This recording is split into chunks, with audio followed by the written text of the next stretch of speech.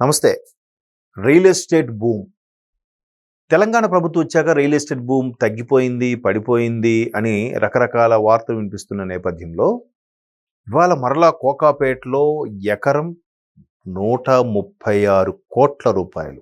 Yes, మీరు విన్నది నిజమే. అక్షరాల 136 కోట్ల రూపాయలు.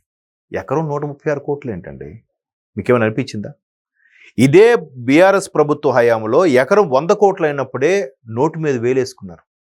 ఎట్లా వేలేసుకున్నారు?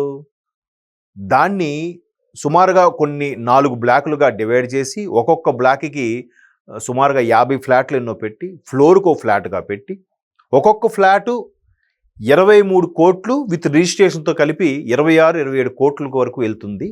దీన్ని ఈ విధంగా సంపాదించుకునే ప్రయత్నం చేశారు. 100 కోట్లు ఇక్కడే వచ్చేసిందిగా, ఒక బ్లాక్లో ఫ్లాట్లతో వచ్చేసింది అని చాలామంది వివరణ ఇచ్చారు. సో అది ఒక సబ్జెక్ట్ కాసేపు పక్కన పెడితే, ఎకరం 100 కోట్లు ఏంటి అసలు? అంటే ఒక ఎగ్జాగరేట్ స్టేట్కి వెళ్ళిపోయింది. అక్కడికి వెళ్ళిన తర్వాత ఖచ్చితంగా పడాల్సిందే. అది షేర్ మార్కెట్ అవనివ్వండి, ఒక వ్యక్తి యొక్క ఎదుగుదల అవనివ్వండి, లేదంటే ఒక సక్సెస్ అవనివ్వండి, ఏదైనా సరే అక్కడికి వెళ్ళా ఖచ్చితంగా పడుతుంది, పడాలి కూడా. అది అంటే ధర్మం, కాలధర్మం కూడా. సో 100 కోట్లకి వెళ్ళిన తర్వాత ఖచ్చితంగా పడిపోతుందిగా. కరెక్ట్ టైంకి కాంగ్రెస్ ప్రభుత్వం వచ్చింది. అఫ్ కోర్స్ కాంగ్రెస్ ప్రభుత్వం కూడా కొంత వ్యతిరేకత ఉంది, లేదనట్లేదు. దాన్ని పైపెచ్చు మరికాస్త ఇదయ్యేసరికి ఈ హైదరాబాద్ సెంట్రల్ యూనివర్సిటీ వ్యవహారం కానీ, హైడ్రా వ్యవహారం కానీ, మూసీ నది వ్యవహారం కానీ ప్రక్షాళన గురించి రకరకాల విమర్శ వచ్చినప్పుడు భూమి లేదబ్బా, పడిపోయిందబ్బా. ఆల్రెడీ అంత పెంచిన తర్వాత పడిపోక తగ్గుతుందా? అయితే ఇప్పుడు మరలా పెరిగిందంటే ఎట్లా? ఇది కాంగ్రెస్ ప్రభుత్వం ఒక హైడ్రా లాంటి వాటి ద్వారా, లేదంటే ఈ రియల్ ఎస్టేట్ భూమి మళ్ళీ పెరిగిందనడానికి ఒక రకమైన హైడ్రామా ప్లే చేస్తుందా? లేదా నిజంగా అంత కాస్ట్ పలుకుతోందా? ఓఆర్ఆర్కి 2 కిలోమీటర్లు, మంచి ఐటీ హబ్ రాయదుర్గంకి కేవలం 4-5 కిలోమీటర్లు, ఇట్లాంటి యాడ్స్తో ఇప్పుడు జనరల్గా వాళ్ళు ఎలా చెప్తారు తెలుసా అండి? రియల్ ఎస్టేట్లో మీరు అబ్జర్వ్ చేస్తే ఓఆర్ఆర్కి కూతవేట దూరం అంటాడు, లేదా ఎయిర్పోర్ట్కి కేవలం 20 నిమిషాల డిస్టెన్స్ అంటాడు. 20 నిమిషాల డిస్టెన్స్ అంటే ఏడో తెలుసా? వాడు ఉంటున్న ప్లేస్ నుంచి 120 km మినిమం స్పీడ్ వెళ్తే 20 నిమిషాలు వస్తుంది. లేదంటే ఒక సగటుగా ఒక 40-50 కిలోమీటర్ల వేగంతో వెళ్ళేదైతే ఎంత టైం పట్టినట్టు అండి? సుమారుగా 3-4 అవర్స్. ఏముంది గొప్ప? అంటే ఎక్కడో ఎయిర్పోర్ట్కి ఒక 60-70 కిలోమీటర్ డిస్టెన్స్లో ఇది ఉంటుంది. అలాంటి గ్యాంబ్లింగ్లు, జిమ్మిక్లు చాలా జరుగుతూనే ఉంటాయి. అసలు ఇదన్నిటినీ పక్కన పెడితే, మొన్న ఒక ఆయన ఎవడో సోషల్ మీడియాలో ఒక చిన్న కాన్సెప్ట్ చెప్పాడు. ఒకటి దగ్గర, ఒక వ్యక్తి దగ్గర ఒక ఇల్లు ఉంది. ఆ ఇల్లు డెడ్ చీప్గా ఒక 2 సెంట్లు ప్లేసు 10 లక్షలకు అమ్ముతాను అన్నాడు. 2 సెంట్లు స్థలంలో ఉండే ఇండివిజువల్ హౌస్ 10 లక్షలకు అమ్ముతా అన్నాడు. అమ్ముతానంటూ ఏం చెప్పాడట?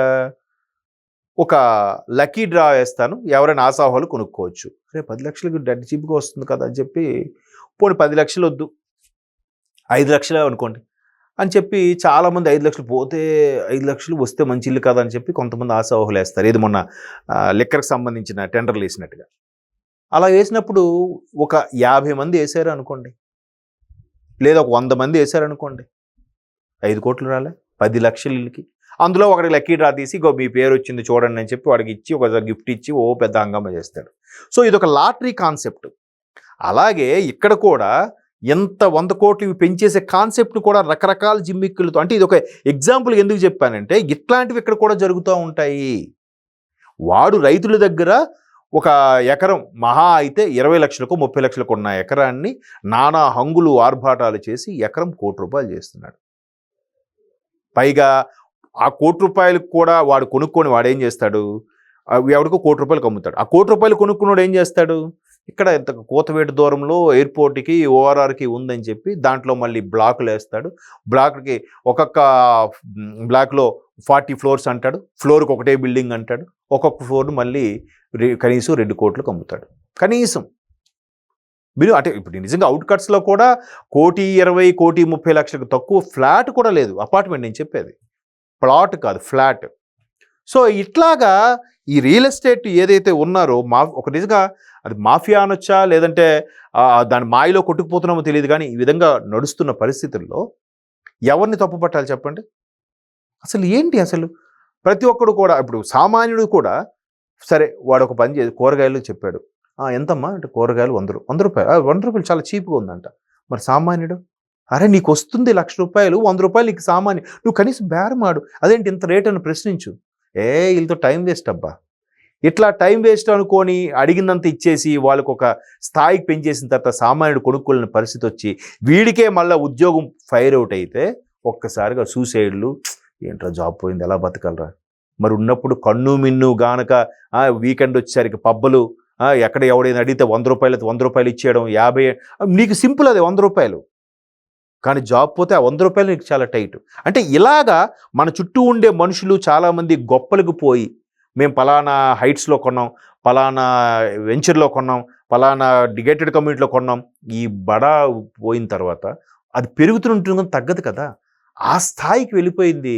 దానికి కారణం ప్రజలు, ప్రభుత్వం కూడా.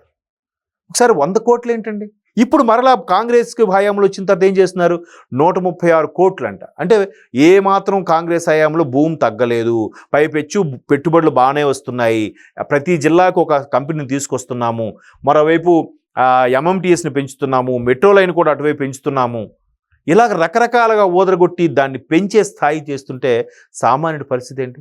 ఇంతకుముందు ఏదో సబ్జెక్ట్లో చెప్పుకున్నట్టుగా ఏ రంగంలో అయినా సక్సెస్ రేట్ 5%. ఈ 5% కోసం 95 మందిని ఇబ్బంది పెడుతున్నారు. దీనికి పరిష్కారం ఎవరు చెప్పాలి? ప్రభుత్వాలే. మళ్ళీ ఆ ప్రభుత్వాలు ఎంచుకున్న ప్రజలే. సో ఇది ఇప్పటికి అయ్యే పరిస్థితి కాదు. మొత్తం మీద ఆ 36 కోట్లు ఏంటో, అన్ని ఏంటో తీరా చూస్తే 9.9 ఎకరాలు ఉన్న స్థలంకి ఎకరంకి ఎంత చొప్పునంటే ఎంతకు ఉన్నట్టండి. అంటే ఒక భారీ బడ్జెట్ సినిమాలా తయారైంది. నిజంగా సినిమాలో కూడా అంత ఖర్చు అవుతుందో లేదో తెలియదు, కానీ ఇక్కడ మాత్రం సినిమా చూపిస్తున్నారు. రియల్టర్లు, కొంతమంది అధికారులు, కొంతమంది రాజకీయ నాయకులు స్వలాభం కోసం ఈ విధంగా సామాన్యులపైన ఈ ప్రెషర్ అంతా రుద్దే ప్రయత్నం చేస్తున్నారు. మళ్ళీ అక్కడ టెక్నాలజీ వాడుతూ అన్ని ఫ్లోర్స్ అన్ని కట్టుతున్నా కూడా ఇక్కడ సగటు ఎవడైతే తాపీ మేస్త్రులు వీళ్ళు ఉంటారో వీళ్ళ తాలూకు వ్యయాలు మళ్ళీ పెరగవు. అక్కడ 136 కోట్లు ఎకరం అయినప్పుడు వీడు కట్టడానికి, ఇల్లు కట్టేవాడికి వెళ్ళేవాడికి ఎంత ఇవ్వాలి వేతనం రోజువారీ, మళ్ళీ అలా పెంచరు. ఎందుకు పెరగట్లేదు? అందుకే వీళ్ళ బతుకులు ఇలాగే ఉంటున్నాయి, వాళ్ళ బతుకులు అలాగే ఉంటున్నాయి. సో ఈ రియల్ ఎస్టేట్ భూమ్ ఎంతవరకు కరెక్ట్ అనేది నాకైతే అర్థం అవ్వట్లేదు. సో దీంట్లో అందరూ భాగస్వాములు అయ్యారు.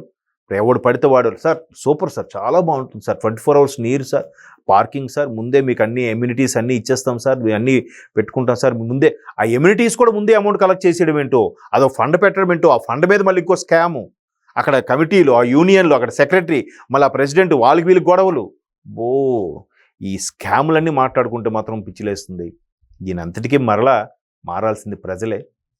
ప్రజలు కొంతమంది యాక్సెప్ట్ చేస్తున్నప్పుడు ఇట్లా భూములు పెరుగుతూనే ఉంటాయి.